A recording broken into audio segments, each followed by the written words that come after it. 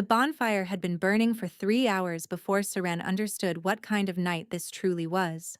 She stood at the edge of the dusk-hollow gathering circle, her fingers wrapped around a clay cup she had stopped drinking from long ago, watching the flames throw orange light across the faces of wolves she had known her entire life.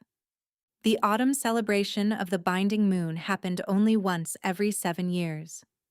Packs from across the 4 territories had traveled days to be here, to drink, to dance, to honor the old covenant that kept the bloodlines of Dusk Hollow strong.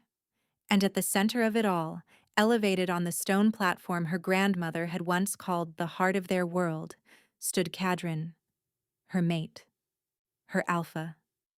The man whose claiming bite had been pressed into the curve of her left shoulder 8 months ago in a meadow full of night-blooming frost flowers, his hands shaking with something he had refused to call fear.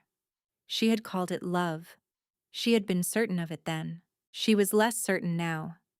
Kadrin laughed at something the woman beside him said, his head thrown back, his throat exposed in an unconscious gesture of ease she had not seen from him in months. Not with her. Not since House Varanthus had arrived in Dusk Hollow with their silk banners and their cold eyes, and their eldest daughter, Mireia, who moved through every room like she was already deciding which parts of it to keep. Seren watched Mireia's hand rest on Kadrin's arm. She watched him let it stay there. The mark on her shoulder pulsed, a deep throb that traveled all the way down to her sternum. 8 months old, and it had never once gone quiet. A persistent warmth her mother had called the most reliable sign of a true mate bond. "You will feel him like a second heartbeat," her mother had said. Right now that second heartbeat felt wrong. Like something in him had shifted and was pressing against the bond from the other side, testing its walls. Seren set her cup on a nearby stone and moved through the crowd. She was not going to cause a scene. She had been raised in the outer ring of Dusk Hollow, the daughter of a seamstress and a scout who had died when she was 9, and she had learned early that women like her survived by being necessary rather than loud. She could mend a wound with her hands and a few whispered words no one had ever been able to explain. She was useful. She was steady. By every external measure, exactly the kind of woman an alpha should not have noticed. And yet Kadrin had noticed, had pursued her with a single-mindedness that left her breathless, had pressed his mouth to her shoulder and changed her life irrevocably. She was nearly at the platform steps when she heard Mireia's voice rise above the music. "The pack deserves to know, Kadrin. A seamstress's daughter with a trick for closing wounds is not a Luna. You know it. Your council knows it. Half the wolves here tonight know it." Seren stopped walking. The musicians had not stopped playing. The crowd had not gone silent. But the people immediately around the platform had, their heads turning with the alertness of wolves who could smell conflict on the air. Kadrin's amber eyes had gone flat in the way that meant he was calculating rather than feeling. "Mireia." His voice was low, a warning. "The Varanthus Alliance closes 7 territories," Mireia continued. 7, Kadrin. Your pack's eastern borders have been bleeding for 3 seasons. You know what standing beside me would mean for every wolf in Dusk Hollow." She tilted her head, her dark hair catching the firelight. "And you know what standing beside her costs you." Seren climbed the first step. The crowd parted for her. She did not run.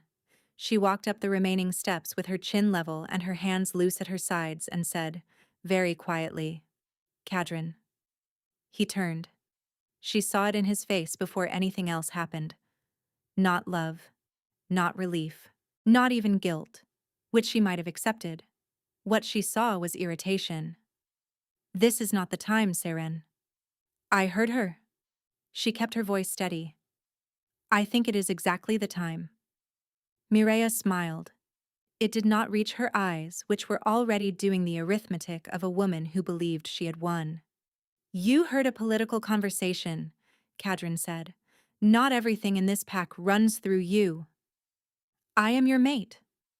The word came out rawer than she intended. "The bond between us." The bond. He said it the way people say words they have grown tired of. Flat. dismissive. You speak of it as if fate is a substitute for strategy, for legacy. He glanced at Mireia, then back at Seren. You are a good woman, but goodness is not enough for what this pack needs. The music stopped. She did not know when. She only knew the silence was sudden and total, and every wolf within 20 feet was watching, and the mark on her shoulder was burning with a heat she had never felt before. Not warmth now, but something closer to warning. Then tell me what the pack needs, she said. Tell me to my face. It needs strength, alliance, a Luna whose bloodline carries weight beyond sentiment. Say it plainly. Her voice did not shake. She was proud of that later, in the cold hours before dawn when she replayed every moment. If you have made a choice, say it plainly. Do not dress it in politics and ask me to be grateful for the costume. Something moved across his face. She thought for one suspended moment that it was shame. That the man she had fallen in love with was still in there, behind the calculation and the ambition and the pressure of a dynasty, telling him who he was supposed to want. Then Mireia placed her hand on his arm again, and whatever had been surfacing in him went back under. Go home, Kadrin said. 2 words. Soft enough that wolves at the outer edge of the crowd might not have heard them. Loud enough that every wolf on the platform did. Seren stared at him. You are making a scene, he said, and you are embarrassing yourself. She felt the tears rising and refused them. She would not cry here. Not in front of Mireia Varenthis and her silk banners. Not in front of the pack that had watched her grow up. She turned to walk away. She had made it 2 steps. She did not hear it coming. She heard it only as it landed. A sharp crack of sound that her mind refused to process for one long, weightless second. His hand, open-palmed, across her cheek. The force of it snapped her head to the side. She stumbled. Her knee found the stone platform before her hands did, and she knelt there in the firelight with her palm pressed to her face, and the entire gathering circle gone absolutely, devastatingly silent. The mark on her shoulder detonated. Not warmth, not warning, agony. A white-hot rejection that tore through the bond like a blade pulled through silk. She gasped, her free hand flying to her shoulder, pressing against the place where his teeth had once gentled against her skin and made her feel chosen. The crowd did not move, did not speak. 40 wolves, and not one of them drew breath loud enough to hear. And then a voice. Not Kadrin's, not Mireia's, not any voice she recognized. Enough.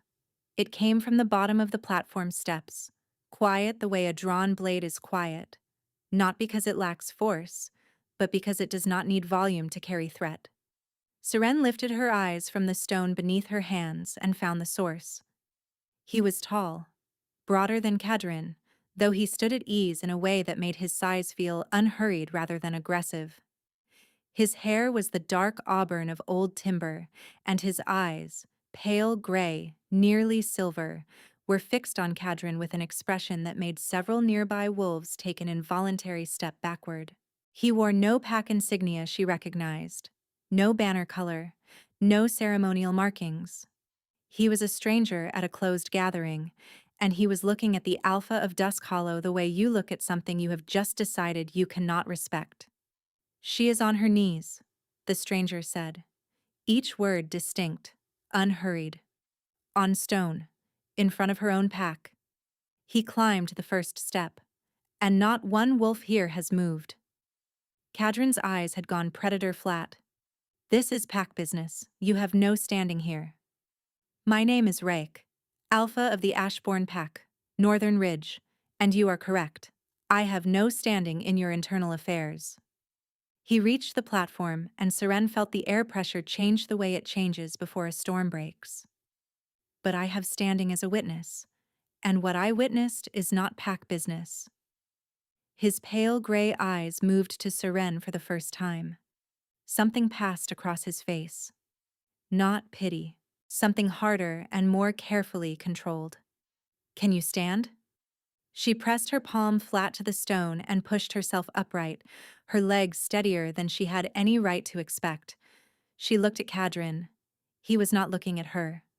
He was locked in the wordless calibration of alphas measuring each other, and she understood with a clarity that felt like ice water that she had already ceased to be the subject of this moment. She had become its occasion. She descended the platform steps alone. No one stopped her. No one followed. The crowd parted in that awful, prescient way, and she walked through it with her hand pressed to her shoulder and her chin level, and her eyes fixed on the tree line at the edge of the gathering circle. She heard Rake's voice behind her, still quiet, still carrying the weight of a man who has decided something. A wolf who raises his hand to his own mate, Rake said, has already told you everything you need to know about what he will do with power when no one is watching. She crossed the tree line. The darkness swallowed her. And the bond, the mark, the thing that was supposed to mean she was chosen and claimed and never alone, went from burning agony to a low, continuous ache that she suspected, with a grief too large to name, was going to be with her for a very long time. She did not look back. She did not see the pale gray eyes that tracked her all the way to the tree line. She did not hear what Rake said to his beta when the man appeared at his shoulder in the darkness beyond the firelight. Find out where she goes. 4 months later, the coastal town of Marveth had decided Seren was simply the healer who kept strange hours.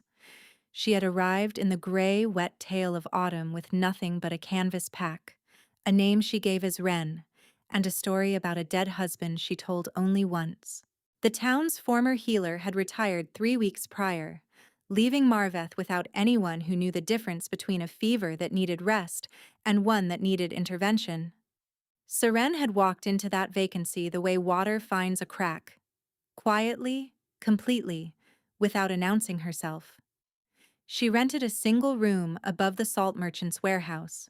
Within a fortnight, the people of Marveth had begun to knock on her door at all hours. She preferred it that way. The hours between midnight and dawn were the ones she could not fill with anything else, and having someone to help gave her hands something to do while the rest of her kept bleeding quietly in the dark. She had told herself the mark would fade. Every piece of wolf lore she had ever absorbed said a rejected bond decayed.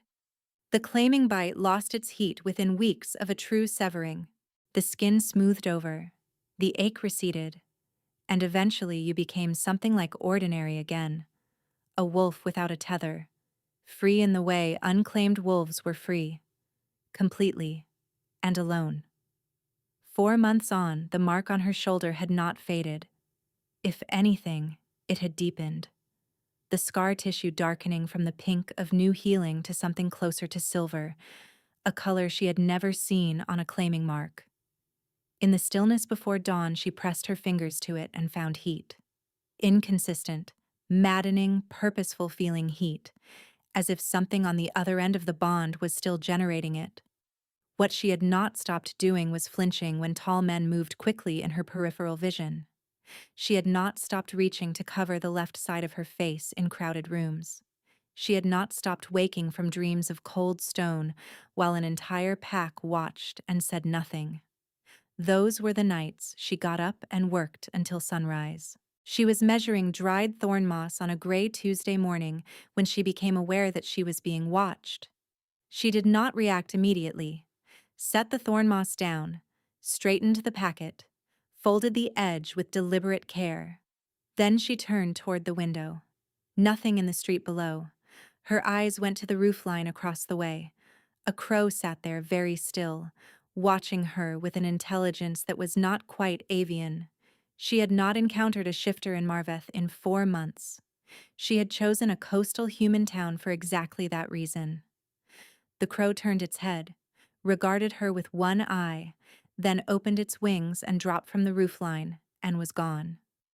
Seren stood at her window for a long time after. That evening, the salt merchant's wife arrived with news. A traveling trader had brought word from the wolf territories. They sat at the small table with the lamp burning low between them. "They say the Alpha of Dusk Hollow is unraveling," the merchant's wife said. His pack's eastern border collapsed after the Varenthis alliance fell through. 3 villages lost protection in a single month. Seren's hands went still around her cup. The alliance fell through? House Varenthis withdrew. Something about the Alpha's conduct at the Binding Moon. Some scandal no one will say outright. She lowered her voice. They say he runs himself ragged demanding his beta find some woman. Someone who left. The mark on Seren's shoulder pulsed. Once. Sharp. Like a knock on a door. She smiled at the merchant's wife and refilled her tea and said nothing. But after the woman had gone, she sat alone in the lamplight with her palm flat against her shoulder and her eyes closed, and she allowed herself, just for a moment, the dangerous luxury of feeling everything she had been pressing down. The humiliation of the platform, the cold stone under her knees, the silence of 40 wolves who had not moved, the crack of his palm across her face, and beneath all of that, buried under the grief and the fury, something she did not have a clean name for. A question, formless and persistent, that the news of his unraveling had stirred back to the surface. Why had the mark not faded? She opened her eyes and pushed the question back down. False hope, she told herself, was a wound that looked like medicine. She did not notice that the crow had returned to the roofline across the way, sitting very still in the dark, watching the light in her window.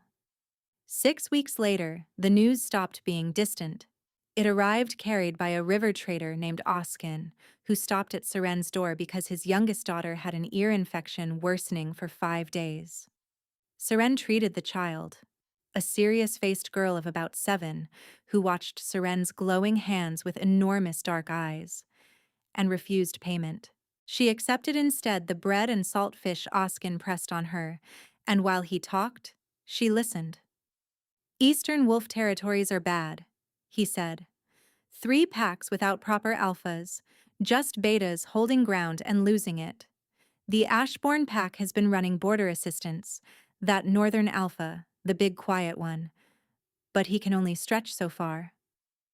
Oskin leaned back. He has been doing more traveling than usual, though. My contact at the Bryn River crossing says he has passed through 4 times in 2 months.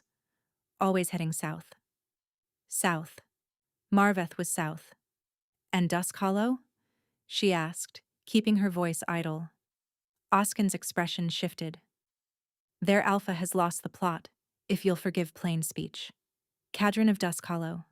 They're saying he rejected his true mate at the Binding Moon, right in front of the gathering, and the bond has been eating him alive since. Pack bond works both ways.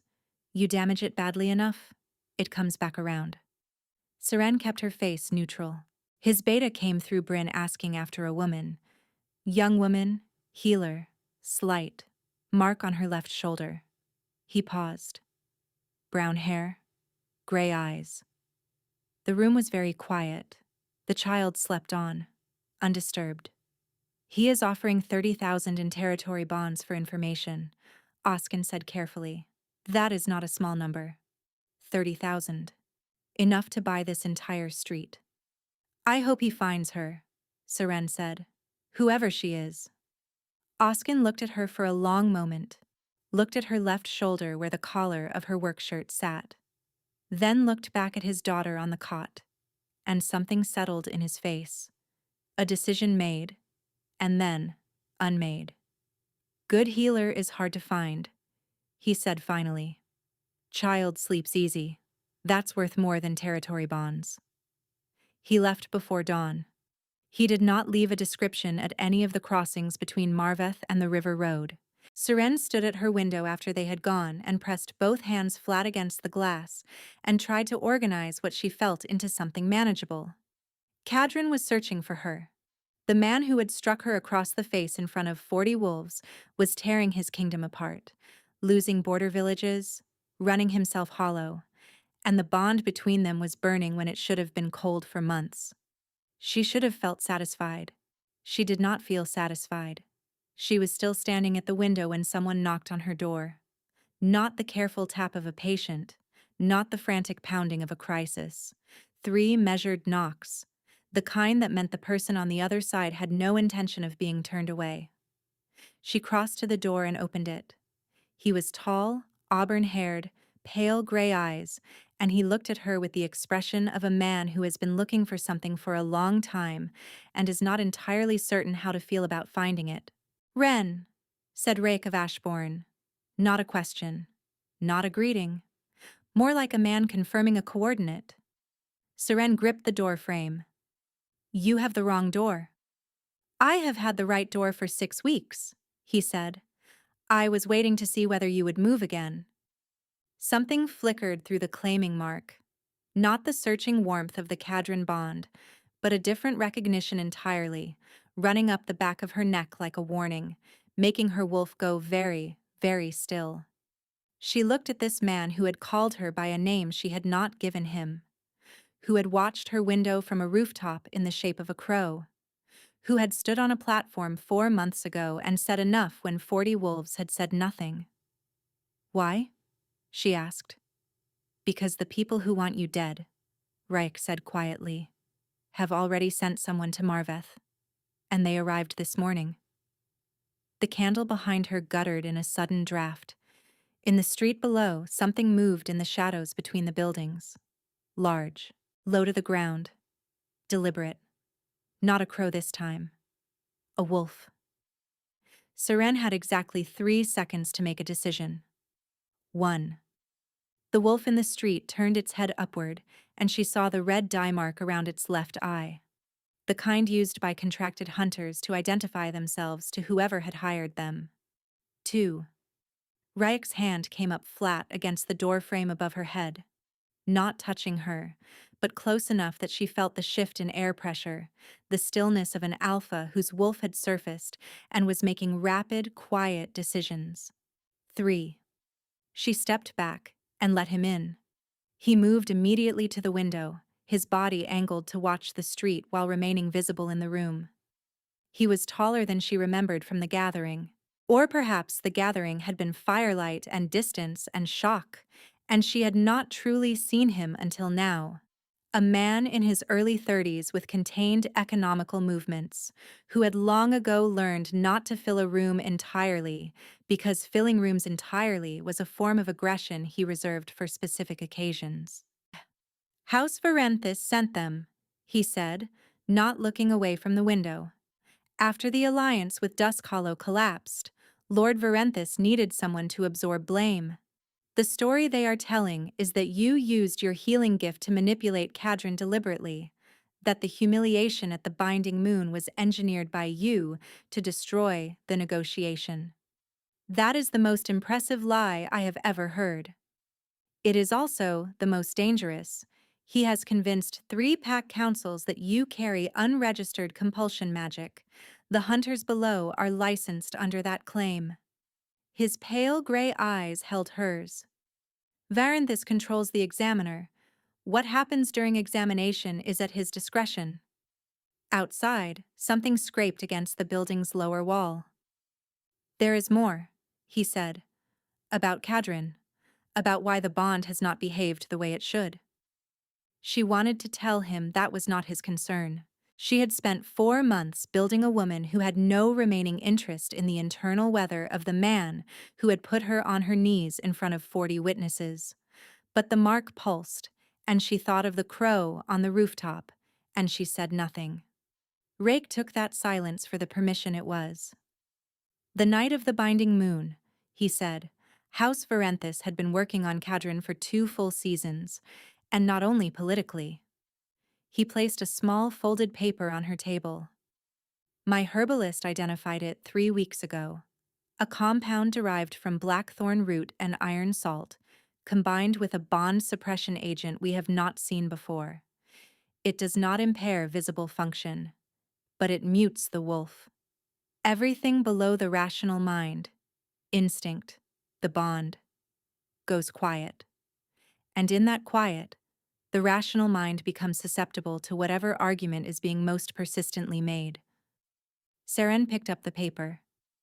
The herbalist's notes were dense and precise. "He was given this in the ceremonial wine before the Binding Moon rites," Rake continued. Dose to affect only an alpha's metabolism, and the bond did not break that night because your mate genuinely rejected you. It did not break because a true mate bond, when it senses coercion rather than genuine severance, does not dissolve. His voice dropped. It waits. Seren stood very still. That does not excuse what he did, she said. Her voice came out quiet and hard, like a stone dropped into still water. No, Rake said. It does not. A man's worst choices are still his choices, regardless of what suppressed the warning system that might have stopped them. I am not telling you this so you will forgive him. He paused. I am telling you because the bond is alive, and the hunters Varenthus sent are not here to examine you.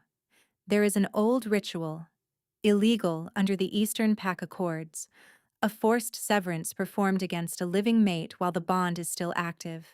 It cannot be survived by the mate on whom it is performed. The room went very quiet. They were coming to kill me, she said, and leave Kadrin free to marry Maria and close 7 territories as originally planned.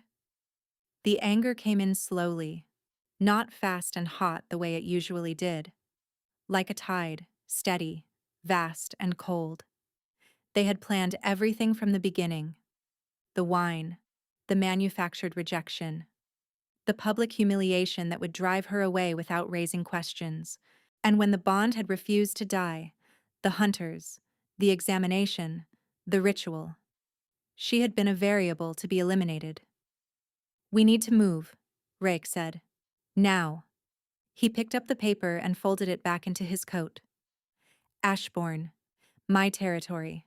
They cannot follow you there without triggering a violation that would require 3 pack councils to adjudicate. She looked around her small room, the table with its neat rows of remedies, the narrow bed, the canvas pack sitting behind the door, never fully unpacked, a habit she had developed and not yet decided whether to be proud of or ashamed by. She grabbed it. He went through the window first, shifting mid-drop.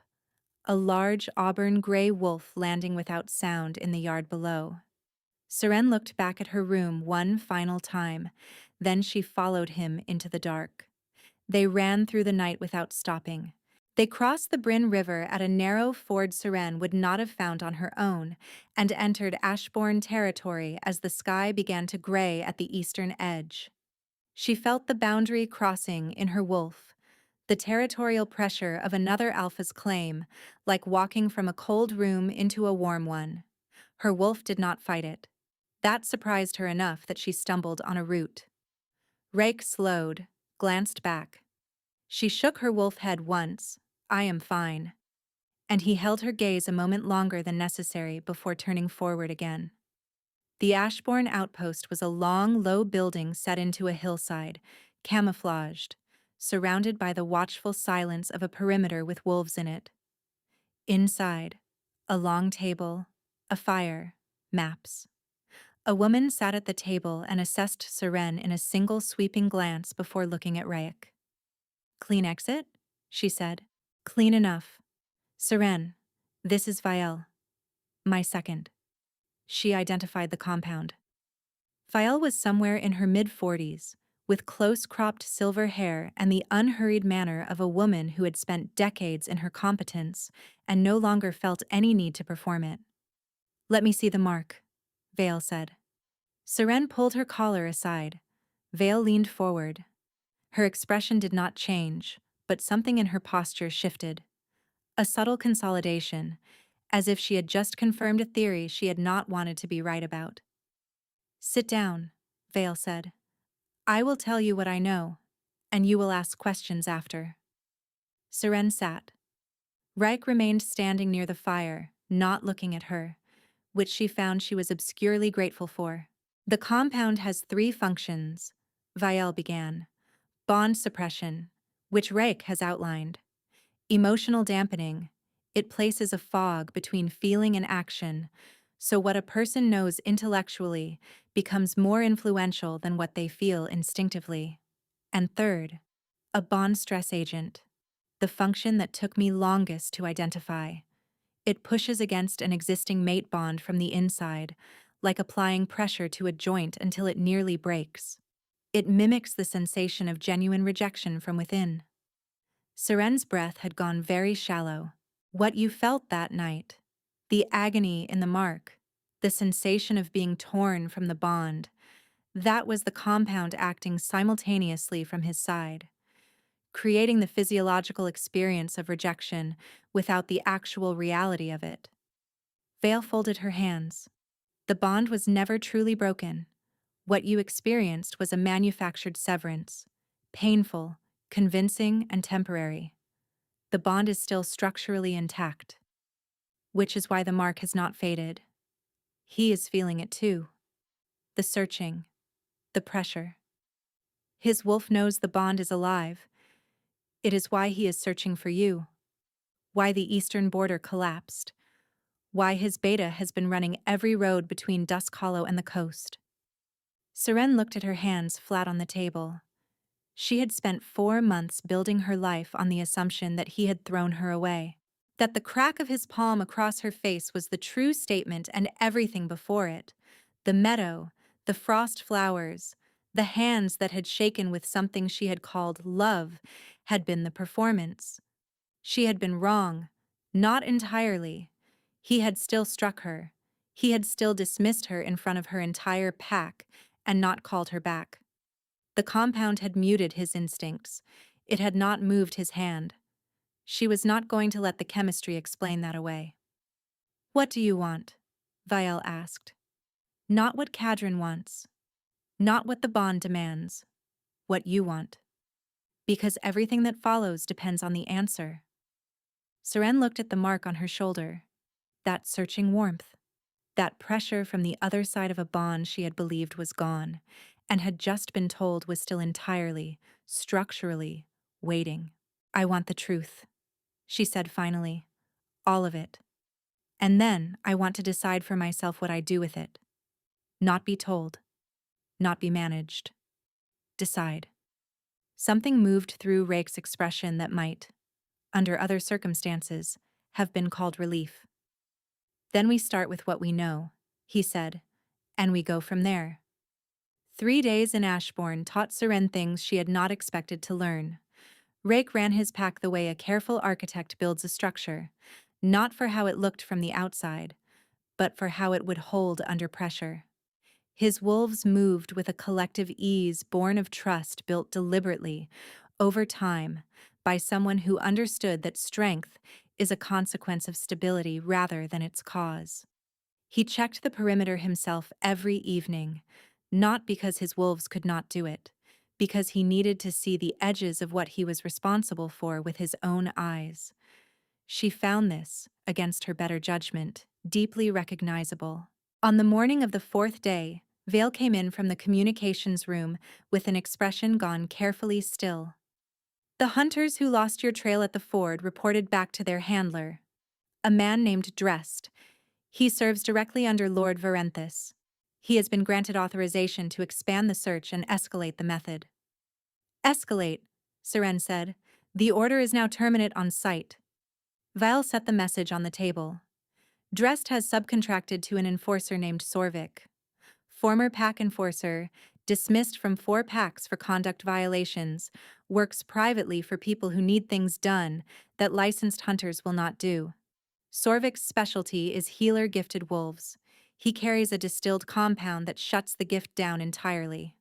Without it, your ability to fight back is significantly reduced." "Where is he now?" 2 days out at most." Reich appeared in the doorway, frost still in his hair, coat open from the perimeter. He looked between them and read the room in one sweep. "How long?" 48 hours at the outside. "Then we do not wait for him here." He crossed to the table and placed his finger on the map at a point 2 days northeast. "Crestfen. That is where Drest operates from, where the examine and eliminate order was filed, and where the documentation of the bond compound is being held. If we move that documentation, the legal basis for the hunt disappears. There is no licensed order for Sorvik to fulfill." "That is aggressive," Seren said. "Yes. It is also faster than spending the next month running, and it gives you something a defensive position cannot: the ability to act rather than react. He paused. But it is your decision. She looked at the map, at the lines of road and river and territorial boundary between here and there. She thought about survival as resistance, and decided she was done with that particular argument. She wanted to stop running. How many wolves? She asked. Something settled in Rake's posture. Not triumph, but the realignment of a man who had been holding himself ready for either answer and could now commit fully to one. 6, including the 2 of us. And Cadron? She asked. His beta is searching. Does he know we are in Ashbourne territory? The pause this time was charged in a way that made the hair on her arms rise. He does not know you are here, Rayek said, but Cadron himself has been moving. My border wolves spotted him 2 days ago, running the southern ridge, alone, not with his pack. He is following the bond. The mark pulsed so sharply she nearly winced. He could reach this territory in 20 hours, she said. Less if his wolf takes over navigation. Yes. Rayek held her gaze. Which is why we need to reach Crestfen before he reaches Ashbourne. Seren was already standing. She picked up her canvas pack from where she had dropped it the night they arrived, never fully unpacked, and walked into the yard. Behind her, from the direction of the southern ridge, something broke the silence of the early dusk. Distant, faint, but unmistakable to a wolf's ears. A howl. The particular quality of an alpha running without a pack, stripped of everything except the one imperative his wolf refused to release. She looked at Rayek, whose pale gray eyes had gone very still. Faster than we estimated, he said quietly. Then we move now, she said. And they did. Crestfen sat at the junction of 3 trade roads and 2 territorial boundaries, its prosperity built entirely on the principle that whatever business brought travelers through its gates was their own business. The inns did not record names.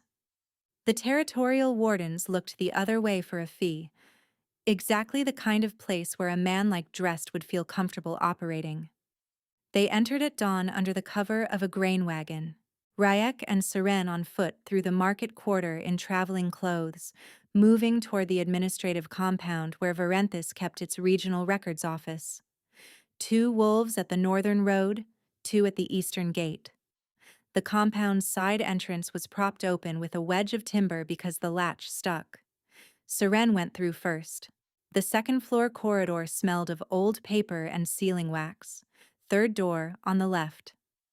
The sealed filing room took Rayek 8 seconds to open. Inside, shelves of bound documents organized by territory and date. The bond compound documentation was filed under Pharmacological Research Eastern Territories, as if a substance designed to suppress a claiming bond and manufacture rejection was a matter of academic interest. Seren pulled the file. Rayek was already searching Drest's personal copies in the secondary cabinet. They were halfway to done when the door at the end of the corridor opened. The man who entered was not dressed.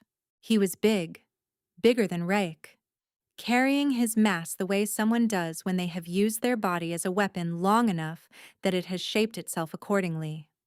He had a latched case at his hip, the kind containing something small and precisely made, Sorvik. He was not supposed to be in this building. He was supposed to be 2 days out from Ashbourne. His eyes found Seren immediately, not because she had moved, but because he had been trained to locate healer-gifted wolves, and the faint residual warmth of a gift she could not entirely suppress had already registered to him in the enclosed space. His hand went to the case. "Don't," Rayek said from beside the door. What followed was brief and brutal, and almost entirely quiet. The violence of 2 trained wolves who understood that noise was the enemy of completion. Sorvik's case hit the floor. Sorvik hit the floor a moment later, Rayek's forearm across his throat. Seren crossed the room and pressed 2 fingers to the nerve cluster below Sorvik's ear. He went still, not unconscious, but unable to coordinate movement for the next 3 minutes. Nerve suppression, she said. He will recover fully. I was not concerned about his recovery. I was. She extracted a folded document from Sorvik's inner coat pocket, unfolded it. The original operational order. Drest's seal.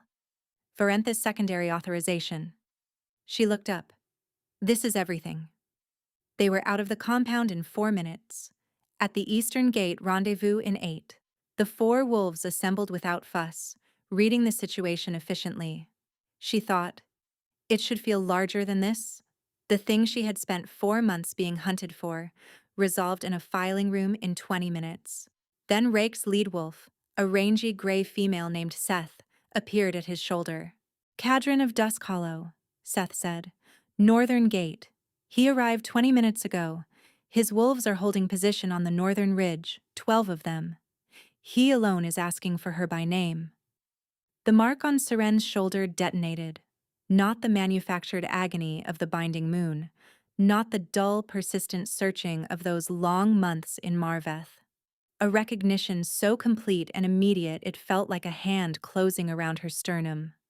The bond snapping taut, pulling with the full weight of everything that had been suppressed and manufactured and waited out over 4 months of distance. She looked at Rake and found his expression carefully, deliberately neutral.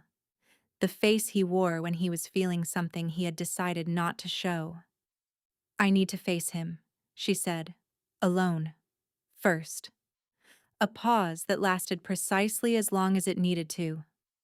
I will be close, he said, not interfering. Close. She turned toward the northern gate. He was exactly as she remembered, and nothing like she remembered.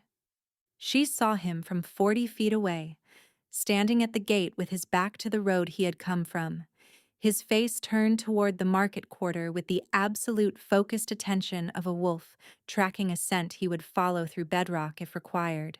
He had not slept. The hollows under his eyes, the rough jaw, and the careful deliberateness of a man spending the last of something to remain upright told her that clearly from 40 feet.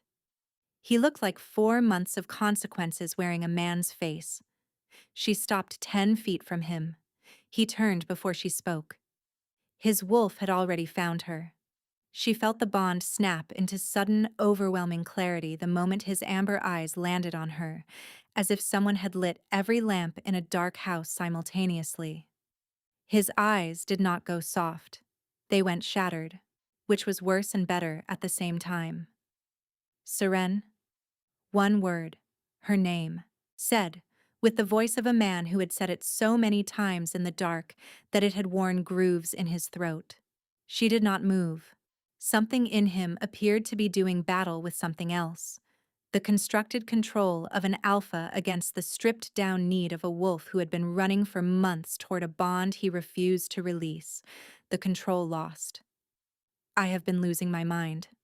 I know, she said. He looked at her, really looked, the way he had not looked at her on the platform. She let him look, and she watched him catalog what those months of running and hiding and rebuilding had done to her face, and she watched him absorb the cost of it. I do not remember the ceremony, he said. I have been told what I did, and I understand that is not an explanation. I understand it is not sufficient. It is not sufficient, she agreed. He flinched as if she had struck him. The irony of that movement landed between them in the cold morning air, and neither of them looked away from it. The slap, he said. His voice dropped on those 2 words. That was not the compound. I cannot make that into something I did not choose. My wolf was suppressed and I still... Yes, she said. You did. I have no words for what I would give to go back to that platform. You cannot go back to it. She held his eyes. I spent those months believing you had thrown me away. I spent them with my hand against a mark that should have been fading and was not. Afraid to hope because hope felt like the most dangerous thing I owned. And all that time, your people were trying to kill me to finish what they started. Cadron's jaw worked. His hands at his sides had gone rigid. She reached into her coat and withdrew the file. He took it with hands that were not entirely steady, and she watched him read. Watched his amber eyes move across the compound analysis, the operational orders, the clinical bureaucratic language of documents that had planned her death.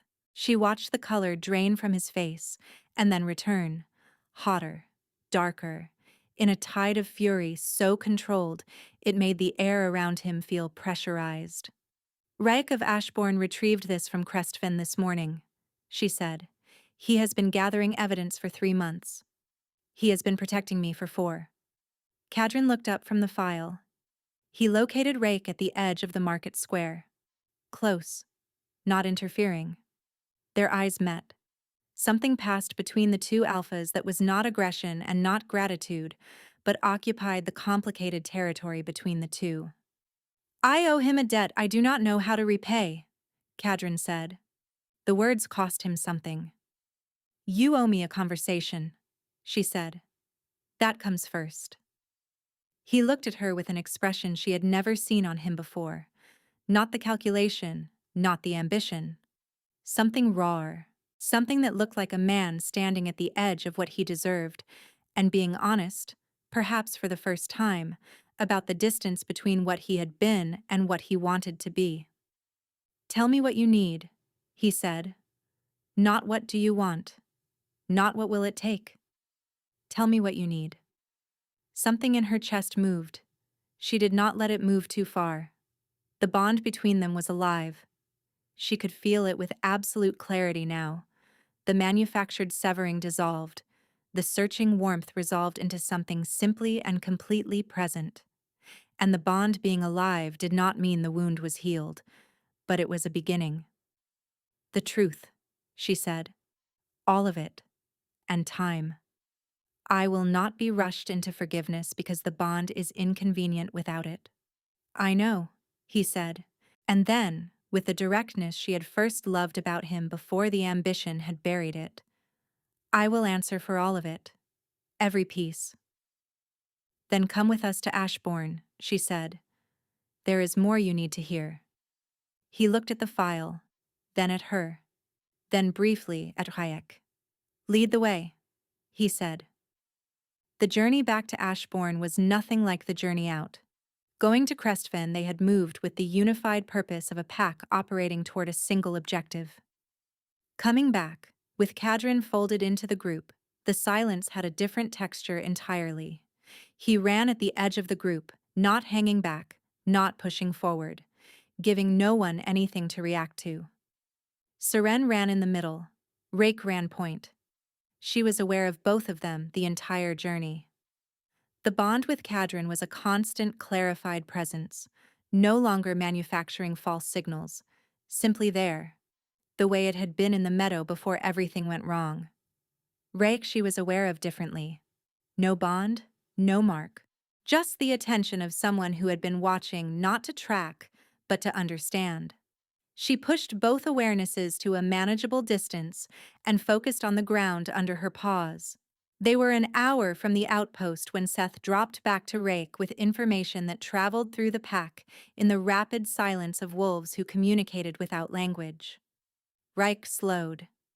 They shifted to human form at a stream crossing. The outpost has been compromised, he said. Seth counted 4 wolves in the structure and 3 on the perimeter. None of them are Ashbourne. Sorvik, she said. Not Sorvik, dressed. His jaw was set. He must have had a secondary team staged closer than our intelligence indicated. Vile is in that outpost. The cold of the stream bit through her boots. Is she? Alive. Seth saw movement consistent with someone being held, but dressed is operating outside the legal framework now. He knows we have the files. Which means he has nothing left to lose. Vile is leverage. Cadrin had shifted beside them, silent, listening. Rake looked at him directly, one alpha to another, no performance of dominance from either. You have wolves with you. 12, Cadrin said, running the ridge behind us. My beta Tovin leads them. I need them at the outpost, east and west perimeters, Tovin at the eastern approach. He looked at Seren. You stay at the crossing with 2 of my wolves. She opened her mouth. The documentation we carry, he said before she could speak, is the only thing between you and Drest reconstituting the hunt. If he takes it and takes you, everything we did in Crestfen this morning is worthless. He held her gaze. I am asking, not telling. Kadrin looked between them with an expression she could not entirely read. Saren looked at the file inside her coat. She thought of Vale spreading the compound analysis on a table and asking, "What do you want?" with the directness of someone who believed the answer mattered. I stay at the crossing, she said. You bring her out. Reich gave a single nod. He looked at her for one moment longer than the situation strictly required, then turned and was gone into the trees, his wolves flowing after him.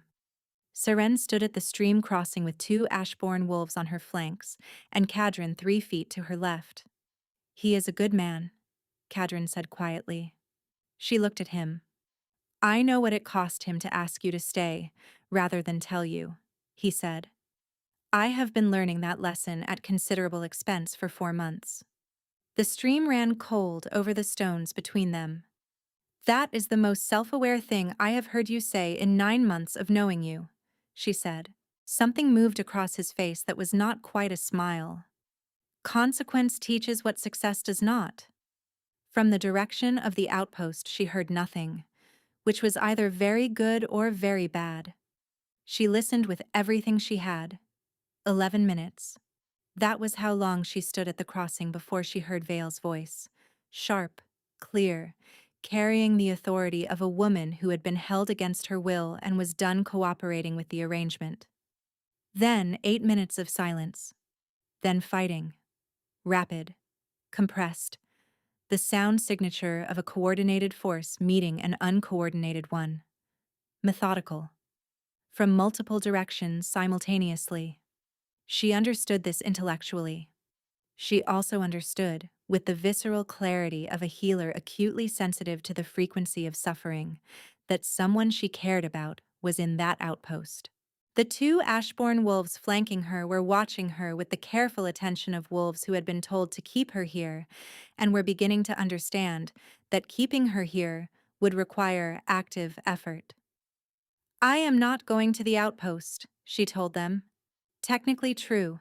She moved to the tree line north of the crossing, not toward the outpost, but toward a position with a clear line of sight to its rear exit.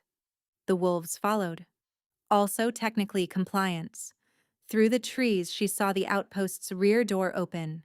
Vile came out first, her silver hair dark at one temple where she had taken a blow, moving under her own power.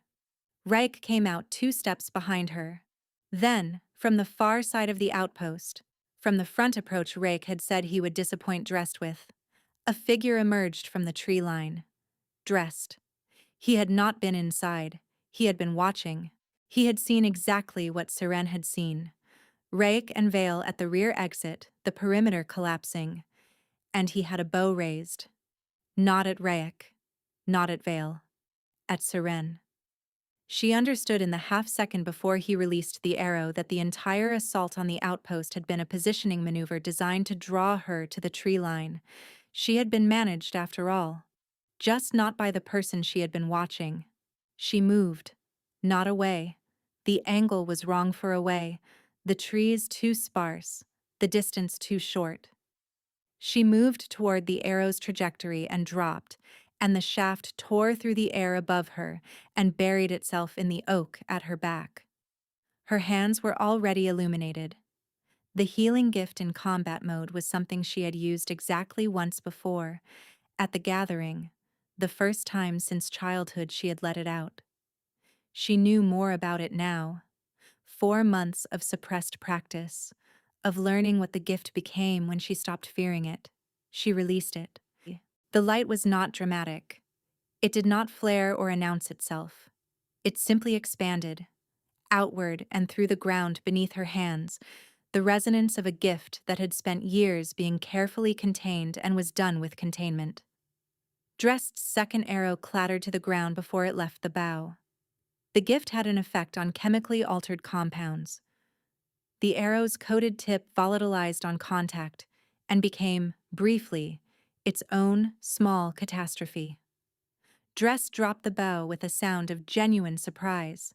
He was shifting when Rake hit him. Cadron's Beta Tovin emerged from the eastern approach with 6 wolves. Rake's remaining wolves closed the western side. Dressed, caught mid-shift in the open ground between them, ran a rapid calculation on his options, and arrived at the conclusion most intelligent predators arrive at when outmatched on every side. He stopped moving. The silence that followed had the specific quality of a silence, after which something long and exhausting finally, completely, stops. Seren sat on the cold ground with her palms still faintly lit and waited for her breathing to normalize. Rake crossed the clearing to where she sat. He looked down at her. "I told you to stay at the crossing," he said. "You asked," she said. "I considered it.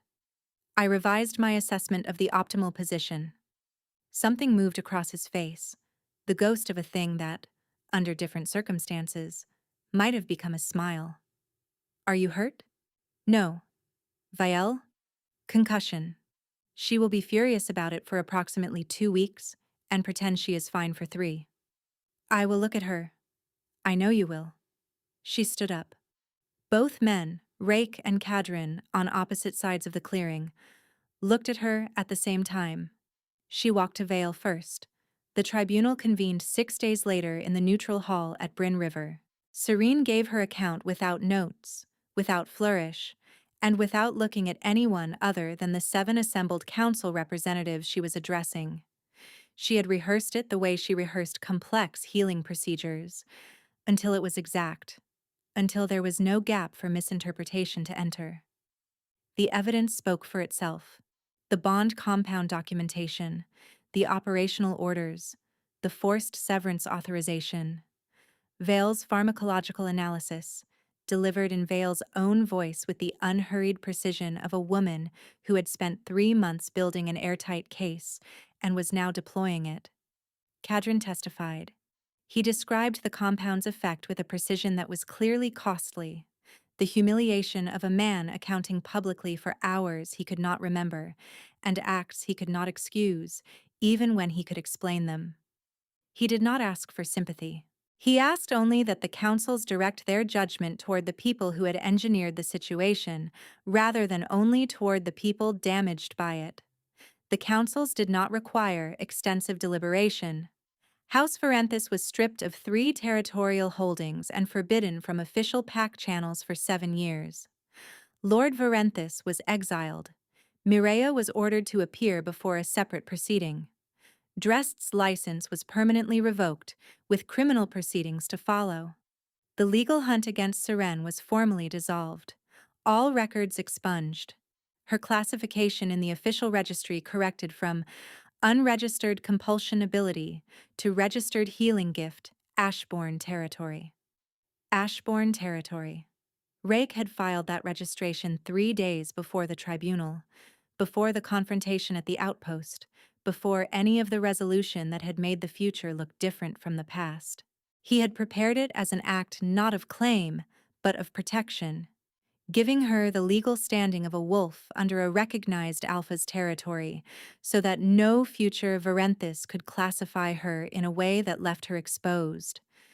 When she had confronted him about it the evening before the tribunal, he had looked at her with that contained expression and said, "You can transfer it to Dusk Hollow Registry after the proceeding if you choose, or keep it.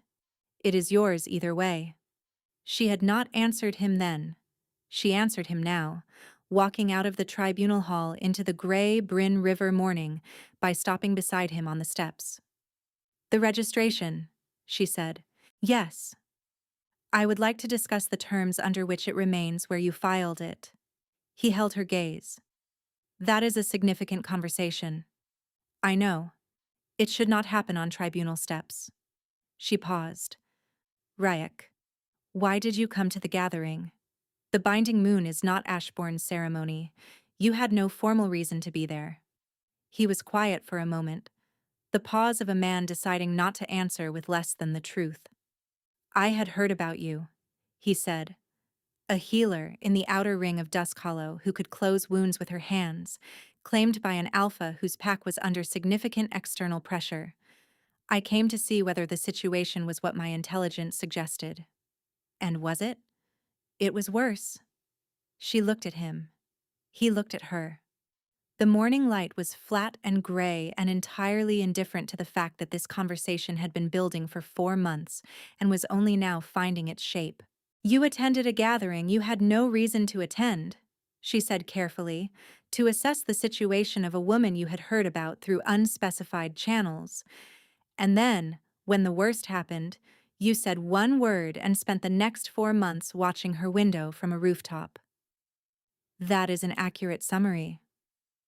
That is an extraordinary amount of effort for a woman you had never met. He held her gaze. I was aware of that. I was also aware that I could not unknow what I knew, and that unknowing it was not something I was willing to do. Behind them, through the hall's open doors, she could hear Kadrin's voice, low and measured, speaking to Tovin. She could feel the bond, present, real, and the complicated work that still lay ahead of her within it. She could also feel, with a clarity she was done arguing with, the quality of an attention that had been on her for 4 months and had not once asked for anything in return. We have a significant conversation to have, she said to Raik. We do. And I have a significant conversation to have with Kadrin. I am not going to rush either one because the bond demands resolution or because Varenthus is dealt with and everything is supposed to settle neatly. I would not expect you to. Something moved through his expression, not quite a smile, but its architecture. Rushing things is not among your characteristic errors. She descended the steps and walked toward where Kadrin stood in the courtyard, his hands loose at his sides, his amber eyes carrying everything he had not yet said and was prepared to wait as long as necessary to say. Raik watched her go. He did not follow. He turned toward the river and stood there with his hands in his coat pockets and the gray morning light on his face, giving her the thing he had been giving her since the beginning: space, time. The choice made entirely by her. She reached Kadrin. Ready? He said. She thought about 4 months of pre-dawn hours and thorn moss packets, and a mark that burned when it should have been quiet. She thought about what intact meant, and what it cost to rebuild a thing rather than simply grieve its loss. Not entirely, she said honestly, but I am willing. His breath released, quiet, private, unbearably human. Something in her that had not known it was still listening heard it clearly. That is enough, he said. That is more than enough. The bond settled between them, not healed, not restored to what it had been in the meadow before the platform, before the frost flowers became cold stone, but present, alive, with the quality of things that have survived damage and retain themselves. Not perfect, not unmarked, but genuinely, structurally there. She looked back once toward the river. Raik had not moved. He stood with his back to them, his face toward the water, giving them the only thing he could give them now, his absence from a moment that was not his. She thought, that too is a form of love. She turned back to Kadrin. Spring came slowly to Dusk Hollow, the way it always did.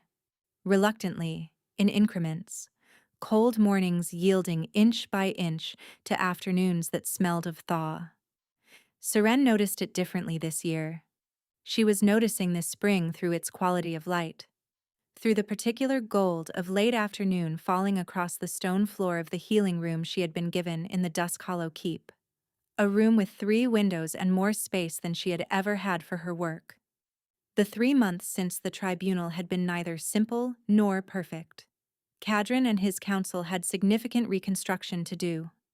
The Varenthus involvement had implicated 2 council members who had known about the compound and said nothing, and their removal had been its own complicated process. The eastern border recovery required negotiation with Pax, who had lost territory during the months of Kadrin's compromised leadership, and who were, legitimately, not inclined to make the process easy. Seren had not made any of this easy either. She had asked her questions over many evenings, about the Frostflower Meadow, about whether the claiming had been genuine or strategic, about Mireia, and about the slap. That conversation had been the hardest. He had not minimized it, had not reached for the compound as explanation. He had sat with it through the full weight of what it had been, and at the end had said, "I cannot ask you to forgive that. I can only show you, across time, what I do with the understanding of it." She had told him that was the right answer. She had not told him she had already forgiven it. Not because she was withholding it, but because forgiveness of that particular thing was still in process, still being worked through in the quiet hours, and she refused to announce it before it was real. The mark on her shoulder had changed. Not the manufactured darkness of the compound's interference, not the desperate silver of a bond refusing to die. Something new, the scar tissue softening, the color settling into something that was not quite silver and not quite rose, a shade Vale had described as consistent with a bond that has survived a significant structural event and is completing its own repair. Repairing itself, not restored, becoming something new, with the history of what it had survived written into its structure the way a bone that has healed carries evidence of its break. She could live with that. On the morning of the first true spring day, a letter arrived from Ashbourne. Rake's handwriting was exactly as she would have predicted. Precise, unembellished, nothing wasted. The first paragraph reported that the tribunal's findings had been formally ratified by all 4 territorial councils, and that Drest's criminal proceeding had concluded with a finding of culpability on all charges. The second noted that Vial's concussion had fully resolved, and that Vial had spent 2 weeks being furious about it, exactly as Rake had predicted, which he acknowledged without complaint. The third paragraph was 4 sentences. She read it twice. Then she went to the window and stood in the spring light and thought about a crow on a rooftop. About one word said quietly on a platform step. About a man who had asked rather than told, and who had filed paperwork to protect her before he knew whether she would need protecting, and who had turned toward a river to give her a moment that was not his. The third paragraph said, "I would like to know how you are." Not as a courtesy, as a genuine question, if you are willing to answer it. I find that I still think about the choice you made in Marveth to open a door when you had every reason not to. I do not expect anything of this. I simply thought you should know. She set the letter on the windowsill. She would write back. She was certain of that. She was less certain of everything else, which felt, for the first time in a long time, like the appropriate amount of certainty to have about the future. Kadrin found her at the window an hour later, appearing in the doorway the way he had been appearing in doorways for 3 months, learning the rhythm of her space. "Good news?" he asked, reading the letter on the sill without reading it. "Tribunal ratification," she said. "Official." He came to stand beside her, not touching. Close. They looked out at the dusk-hollow courtyard, where 2 young wolves were practicing forms badly and laughing about it, where older pack members gathered around the well with the relaxed ease of people who had stopped waiting for the next thing to go wrong. "The eastern border?" she asked.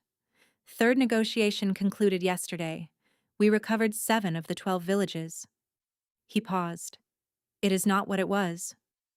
"It will be different," she said. "That is not the same as less."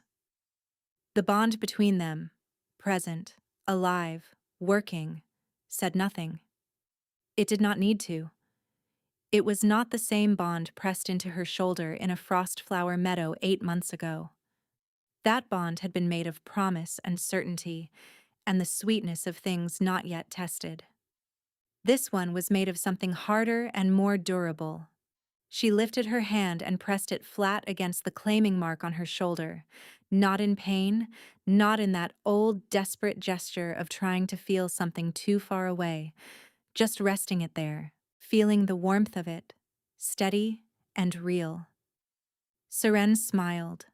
Not the smile of a woman who had returned to where she started. She had not returned. She had arrived somewhere she had not been before, carrying everything the journey had given her.